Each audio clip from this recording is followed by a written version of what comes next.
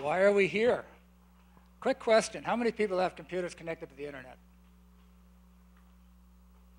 Second question, how many people tend to work when the internet connect goes down? Next question, how many of you parents think that your kids know more about tech than you? Next question, when your computer goes down, do you look at your kids as the first line of defense for getting this bad boy up?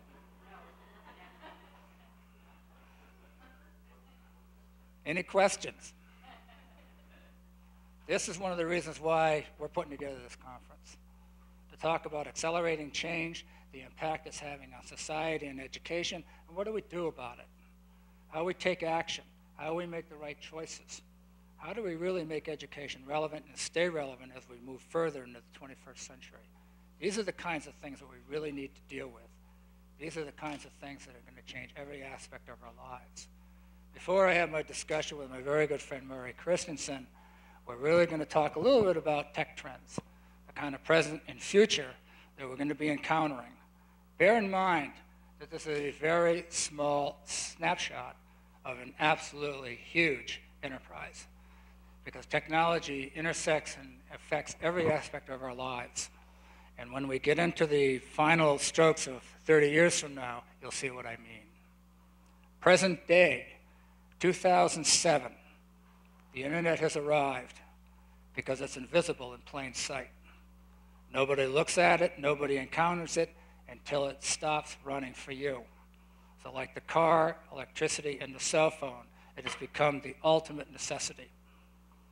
Going from there, this type of transparency of information has transferred and totally changed major disciplines in the world. So when you start thinking about education as a primary recipient, we start to get things that are very interesting. For instance, MIT's OpenCourseWare initiative has revolutionized higher education. You can go on their site and download any of 1,700 courses and get the full course. We're not talking about syllabuses, we're not talking about notes. So if Johnny's really interested in quantum physics, taught by a Nobel laureate, then Johnny can go to MIT, find the appropriate course in question, download, and look at it as needs warrant. This type of technology is now spread into 20 other countries where colleges and universities routinely put up their content for people to download, access, and to work with.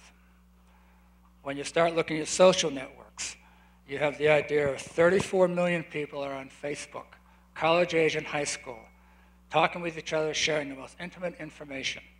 It is without doubt something that Google's going to go after because the market is that big.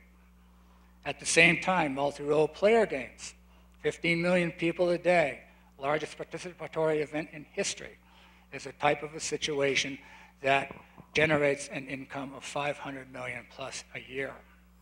The average 15-year-old has no idea what the world would be like without the web. The web is the communicator of the world.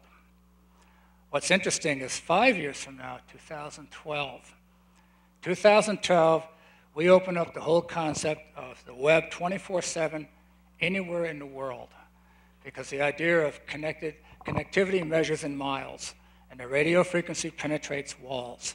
So now we're seeing an entire way of how you interact with the web that is not limited to Starbucks and the library.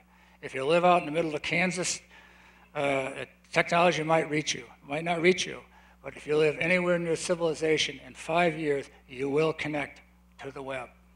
The implications of this are staggering, because now it's a transparency and openness. This goes hand in hand with the type of technology that we're going to be dealing with. In 5 years, the idea of the solid state memory will replace rotational memory, and a flexible screen display will replace glass. So the type of computer that you work with is going to be a lot like Nicholas Negroponte's XO. It'll handle dust, it'll run on low power. If you drop it, it won't break, and you will simply bring this appliance with you everywhere. So the idea of connectivity in education becomes virtually seamless, because virtually everybody can connect and rock and roll. So the idea of the networking space gets extremely interesting. The other thing that happens is the idea of 3D interfaces, the idea of soft plasticity of working with systems. The idea of being able to move into these environments and simply get the information that you need. The type of way how we work with systems now will be positively primitive. 10 years out, now it starts to get kind of interesting. The average personal computer, if it exists at all, is going to be 1,000 times faster than the monster you have on your desk. At the same time, artificial intelligence will start to invade all areas of cyberspace. You will start to interact with a fancy thing called a semantic web, a web that gains intelligence. And so the idea of self-awareness and how you interact with the environment is going to totally change. Again, the type of plasticity and the openness is going to be absolutely astounding considering what we see today. Wearable computers will become very commonplace, again, connected 24/7 to the net. You might power it with a little battery in your shoe because everything will be wireless. So the idea of being tethered to a desk totally goes away. We start to move into 2027. 2027, the predictions get hazy because of a thing called the singularity. The singularity simply postulates that the acceleration of technology becomes so great, you cannot predict what the future brings. So the idea of talking about Social Security in the year 2040, vis-a-vis the impact of technology and what it means to medicine and all other ancillary disciplines starts to change completely. Artificial intelligences we will talk to as easily as we talk to ourselves. The idea of total wired connectivity will be everywhere. Computers will shrink to the size of dust. Again, we are talking about building a smart planet. We are talking about the kind of upheaval that will totally dwarf anything that we have seen today. As my good friend Murray has said, we are part of a hockey stick type of diagram, and we are at the curve. And the curve is where the singularity starts to meet where we're going to be going. And from that, all roads to Oz are open. And last but not least, we get to the year 2037. And most technologists like myself simply state, the machines that we are dealing with will be millions of times smarter than us. The era of iRobot will be alive. Quantum systems will be absolutely running. The whole way of how we look and view at reality and how we look at ourselves and where we are on planet Earth becomes a matter of conjecture.